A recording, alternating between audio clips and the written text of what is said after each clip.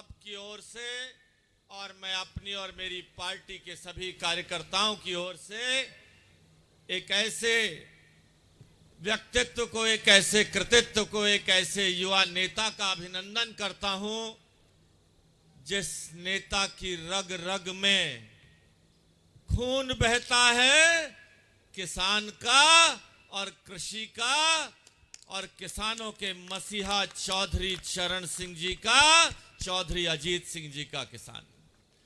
साथियों, इस किसान ने खेत में पसीना बहाना भी सीख लिया। इस किसान ने बॉर्डर की, देश के बॉर्डर की रक्षा करने के लिए जान देना भी सीख लिया। इस किसान ने मेहनत कर देश को आगे ले जाने के काम भी सीख लिया।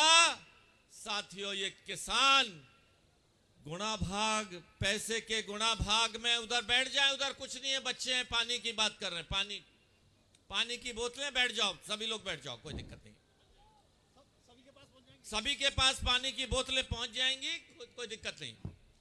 साथियों, इस किसान ने पैसे का गुणा भाग करने में ये किसान कमजोर रहा और इस बात को चौधरी अजीत सिंह ने भांप कर भाई जयंत को लंदन स्कूल ऑफ इकोनॉमिक्स, जो वर्ल्ड की आर्थिक गतिविधियों का केंद्र बिंदु रहता है, वहां से सीख कर आया वह बालक कि किसान को अर्थ का ज्ञान कैसे समझाया जाए। मास्टर्स की degree London school of economics से लेकर आए। अब किसानों के लिए अर्थ की बात करने के लिए हमारे पास वसीयत के रूप में चौधरी चरण सिंह और अजीत सिंह के लिए के पुत्र के रूप में भाई जयंत हैं। मैं अपनी तरफ से आप सब की ओर से उनका अभिनंदन करता हूं। जयंत भाई, हम सब लोग आपके विश्वास दिलाते हैं कि ये भारतीय जनता पार्टी और लोकदल का गठबंधन अब अटूट है। ये गठबंधन कोई मौका परस्तों का गठबंधन नहीं है, ये गठबंधन दो राष्ट्रवादी दलों का गठबंधन है।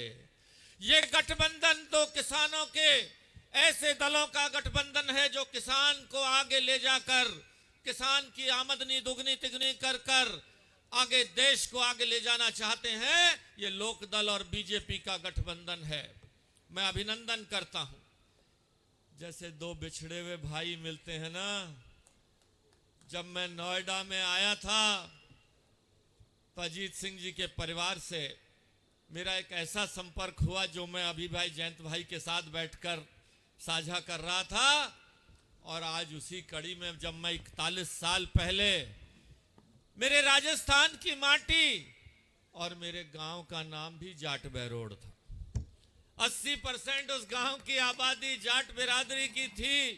तो उन संस्कारों, उन विचारों को लेकर मैं आपके बीच में आया तो मुझे एक परिवार मिला था, एक परिवार मिला था, एक जिस परिवार ने उंगली पकड़कर इस शहर में, इस नोएडा में मुझे चलना सिखाया था। वो था परिवार आदरणीय लखीराम नागर जी का। वो परिवार के मुखिया, परिवार के सदस्य के रूप में आज भाई मलूक नागर जी, जो मेरे दोस्त हैं, भाई हैं, सखा हैं, मित्र हैं, किन शब्दों में उसकी परिभाषा करूं, आज वो भी लोकदल में शामिल होकर मेरे साथ आ गए हैं। साथियों, आपने पार्लियामेंट में इनकी गरजती हुई आवाज सुनी होगी। कोई मुद्दा ऐसा नहीं हुआ होगा कि मलूक नागर अपनी आवाज से पूरी पार्लियामेंट को ना हिला दे। परिवार मिला था, एक जिस परिवार ने उंगली पकड़कर इस शहर में, इस नोएडा में मुझे चलना सिखाया था। वो था परिवार आदरणीय लखीराम नागर की अध्यक्षता कर रहे आदरणीय वीरपाल सिंह जी और डॉक्टर पीके सिंह जी से कहीं रहे हो।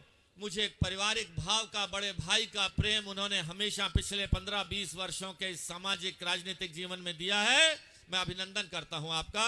और ये सारी व्यवस्था, जब मुझे लगा कि मैं पीके सिंह भाई साहब देख रहे हैं तो मैंने छोड़ दी, भूल गया। मैंने कहा संख्या से लेके, टेंट से लेके सब भाई साहब पीके सिंह जी अपने आप देख लेंगे।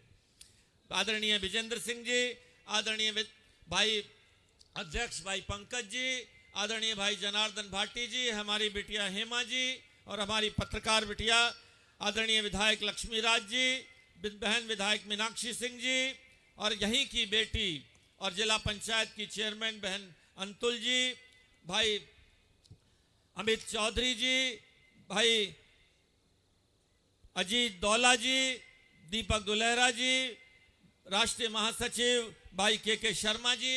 कुछ नाम लिस्ट मेरे पास लंबी है, कुछ के नाम छोड़ दूं तो भैया योगेंद्र भाटी जी क्षमा कर देना, हरीशचंद्र भाटी जी कुछ नाम छोड़ देना।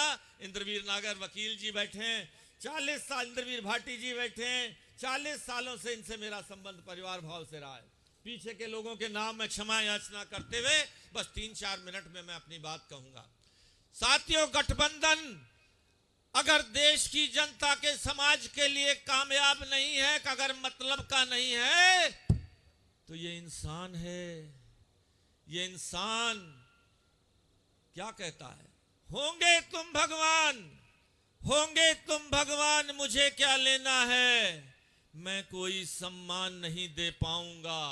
अगर तुम भगवान भी हो और मेरे मतलब के नहीं हो तो ये इंसान भगवान को भी सम्मान नहीं देता।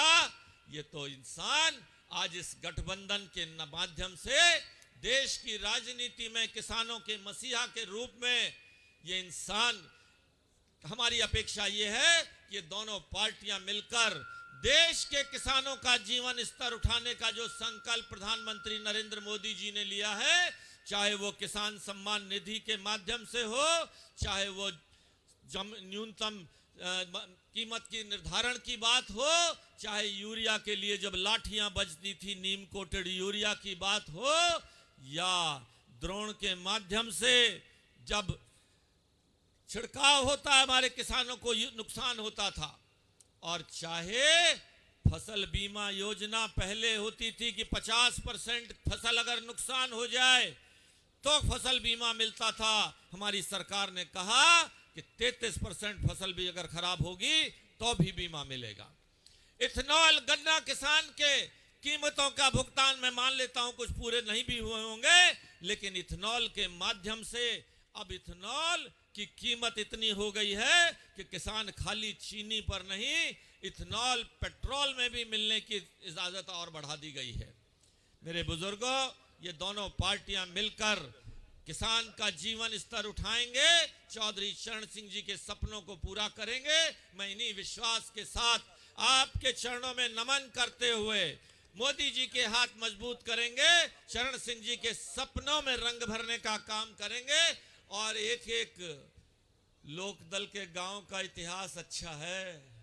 वो कहे जी 90% पोलिंग हम करते हैं और जो थोड़ी बहुत कमी हो जाए उसे अपने तरीके से पूरा कर लेते हैं।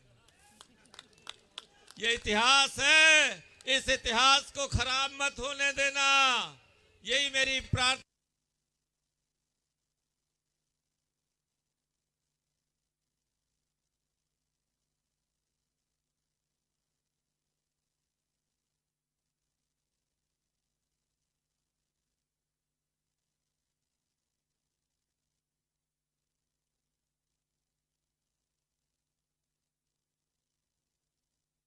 करते हुए मैं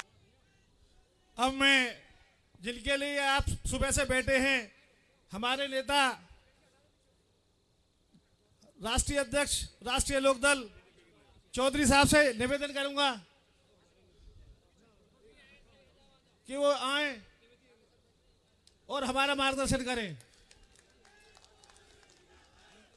जयंत चौधरी, जयंत चौधरी, राष्ट्रीय लोकदल। जिंदाबाद। राम राम जी।